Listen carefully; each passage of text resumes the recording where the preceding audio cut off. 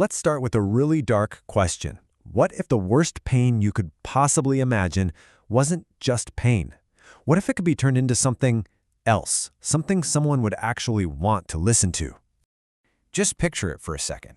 You're trapped. You've been sealed inside the hollow body of a life-sized bull, and it's cast from solid bronze. There's no way out. It's just you, the darkness, and the cold metallic smell of your prison. And then you start to feel the heat. A fire has been lit right underneath you. As you scream out in pure terror, something both amazing and absolutely horrifying happens. Your cries aren't just muffled. They're twisted, they're filtered, they're reshaped, and they come out sounding like the bellow of an enraged bull. All right, let's get into this. This isn't some campfire story or a scene from a horror movie. This is the real story of the Brazen Bull, maybe one of the most diabolical inventions in all of history. It's a tale where incredible engineering and unbelievable cruelty came together to create what you could only call a symphony of suffering. So who on earth would even think of something like this? Well, to understand the bull, you first have to understand the man who wanted it. Our story kicks off way back in ancient Greece, in a city called Agony. Meet Phalaris. He was the tyrant of Acragas, and let's just say he wasn't your typical ruler. For Phalaris, a simple, quick execution was, well, it was boring.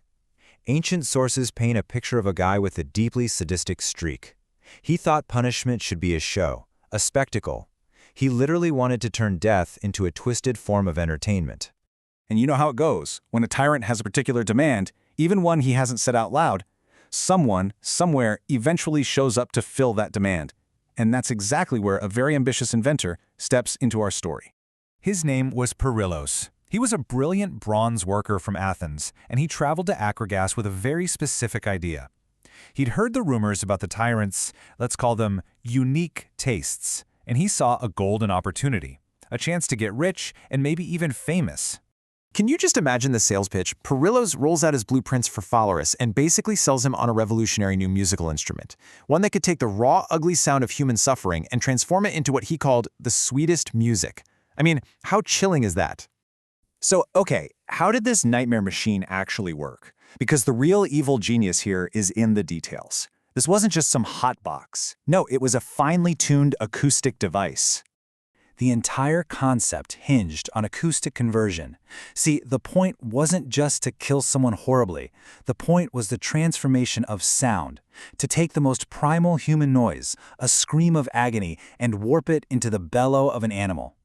So here's the play-by-play. Step 1, the victim is forced inside and the door is bolted shut. Step 2, a huge fire is lit right under the bull's bronze belly, slowly roasting the person inside. But the real innovation, the truly twisted part, was Step 3, a complex system of tubes and pipes that ran from the main chamber up to the bull's mouth. Now, these tubes weren't just for show, they were specifically shaped and curved to act like a musical instrument, kind of like a trumpet or a tuba. They would modulate the sound of the screaming, changing the pitch, filtering out the recognizably human frequencies, and amplifying a deep guttural tone. The final product? A terrifying, almost melodic bellowing sound, all for the entertainment of the tyrant and his guests. But the story does not end there. In fact, the most famous part of this whole legend is what happened at the Brazen Bull's debut performance, an opening night that came with a shocking and pretty gruesome twist of fate. So Phalaris is looking at the finished bull, and on one hand he's genuinely impressed. The craftsmanship is amazing, the engineering is brilliant, but on the other hand he's completely repulsed. He's thinking, what kind of person even dreams this stuff up? And so he turns to the proud inventor, Phalaris. According to the legend, Phalaris praises his work and then says something along the lines of, "This is brilliant, you must demonstrate the acoustics for us. Let's hear its music from the master himself."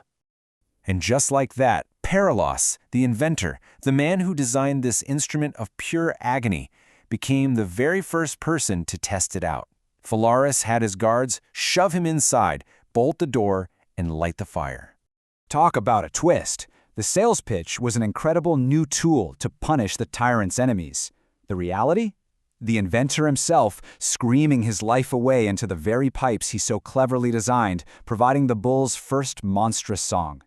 You couldn't write a more perfect or a more horrifying piece of poetic justice. And that first act of cruelty really sealed the deal. From that moment on, the Brazen Bull wasn't just a torture device, it was a symbol of a power so absolute, so unpredictable, that it would turn on the very people who tried to serve it. It cemented the Bull's legacy as an icon of tyranny at its absolute worst. You know, when it's all said and done, the story of the Brazen Bull is a chilling testament to the dark side of human creativity. It really makes you wonder, doesn't it? If our ingenuity can be twisted to create something so monstrously cruel, what other terrifying inventions are just waiting to be rediscovered, buried deep in the darkest corners of history? If that question gets you thinking, and if you happen to have a strong stomach, you might want to check out our explainer on another ancient horror. It's about a long, slow, insect-driven punishment known as scaphism. Thanks so much for watching.